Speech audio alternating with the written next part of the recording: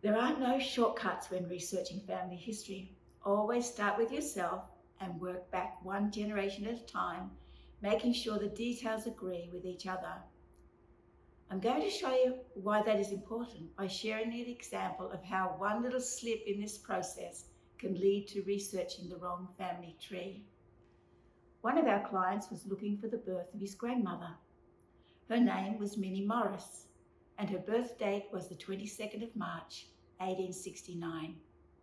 He also knew that his grandfather, Minnie's husband, was Robert Stewart. The birth and the marriage registration were both easy to find on the index.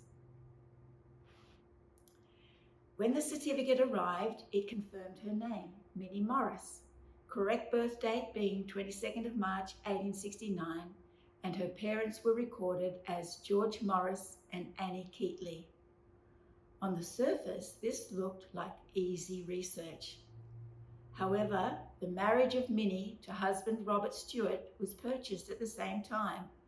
Details look correct, but the parents of Minnie were not George Morris and Annie Keatley as recorded on her birth certificate, but William Morris and Eleanor Towle.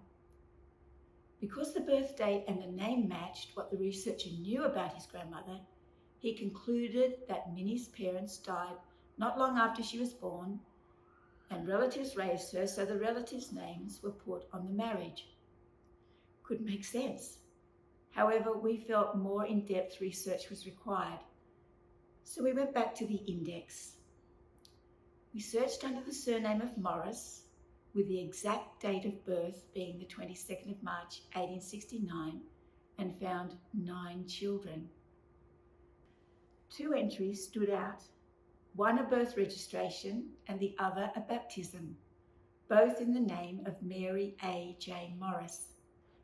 The baptism of Mary Ann Jane Morris showed her parents as William and Eleanor, exactly the same as her marriage to Robert Stewart, and the birth registration showed parents William and Helen, Helen being one of those names often changed to Ellen or Eleanor.